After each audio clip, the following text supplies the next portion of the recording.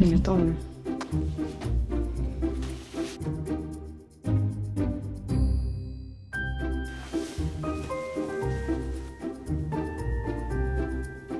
Depuis janvier, j'ai un petit peu de mal avec mon focus, on va dire. Tout à l'heure, j'ai oublié une omelette dans le four. Elle a brûlé. Avant les fêtes, j'étais comme dans le rush avec mon mini-album qui est sorti en novembre et qui a pour titre La solitude des flocons. Vous pouvez le trouver sur Bandcamp et sur toutes les plateformes de streaming qui existent sur Terre. Avant que l'hiver ne se termine complètement, que la neige disparaisse, écoutez-le. Dites-moi ce que vous en pensez. Dites-moi-le. Ou dites-moi-le pas. Si vous avez haï ça, ça me tente pas. Puis je me suis comme rendu compte que j'avais pas pris de vacances, ou du moins presque pas pendant plusieurs mois. Disons que j'ai fini l'année stimulée, somme toute satisfaite, mais pas mal fatiguée. Puis en janvier, mettons que je digérais toutes sortes d'affaires, dont le temps des fêtes. Mais en général, j'avais comme du mal à réfléchir à la prochaine étape, à comme enclencher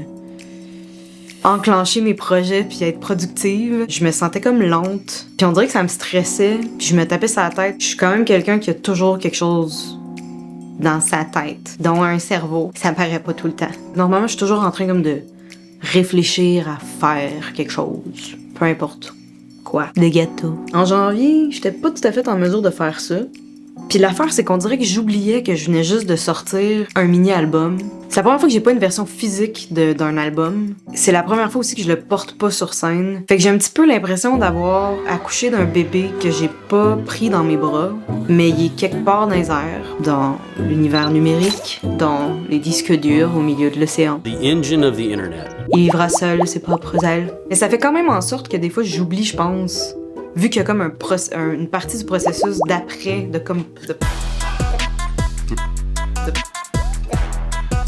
C'est pas comme un coït interrompu, mettons, mais c'est comme un coït différent. Puis c'est correct que ce soit différent, en fait.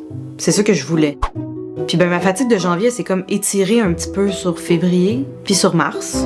Puis quand mars est arrivé, on dirait que mon corps puis ma tête comprenaient pas qu'on était rendu en mars. Comme si j'étais tellement lente à bouger, à réfléchir, à prendre des décisions, que j'étais comme dans le déni face au moi qui avançait plus vite que moi. J'ai croisé plein de monde depuis janvier, dans des événements ou des affaires, puis je me faisais demander « Tu travailles sur quoi? T'es sur quoi en ce moment? Tu te situes où par rapport à ton univers professionnel présentement? Elle va comment ta carrière?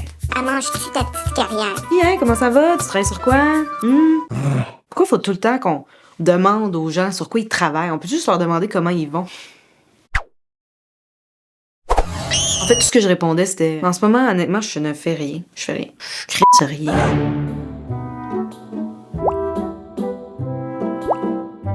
Évidemment, je fais des choses. J'écris des textes, je continue à composer. J'arrose des plantes, je garde mon chat vivant. On a déposé une demande de subvention avec ma gérante pour recherche et création, pour faire de la recherche et de la création pour un éventuel album. Je me nourris, je m'inspire, j'expire.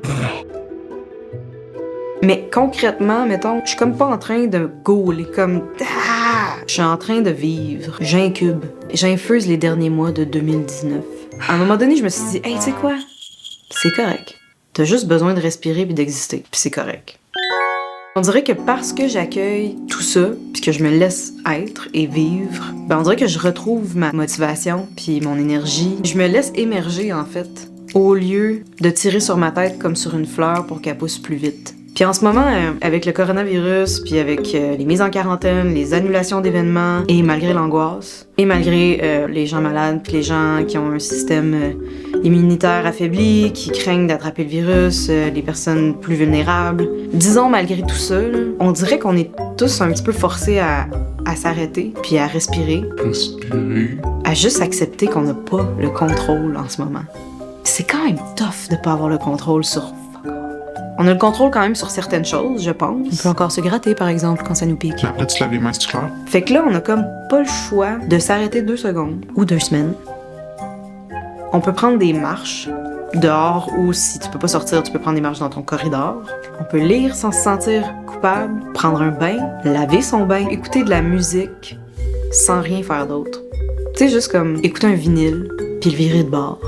Parler avec les gens qu'on aime. Parler au téléphone pendant genre 1 heure. Prendre des nouvelles. C'est fun ça, prendre des nouvelles. Dormir en cuillère ou avec son chien, si on a un chien. Moi j'ai pas de chien. Tu sais, dormir, là. Si tu te couches le soir, là, puis le lendemain, là, tu dors. Faire des câlins à l'infini à son animal de compagnie qui souvent souffre un petit peu de notre absence. On peut faire ses impôts en avance, on peut cuisiner, on peut lire des livres de cuisine pour se donner le goût de cuisiner. Passer du temps dans son chaos familial, sans garderie. J'ai pas d'enfant.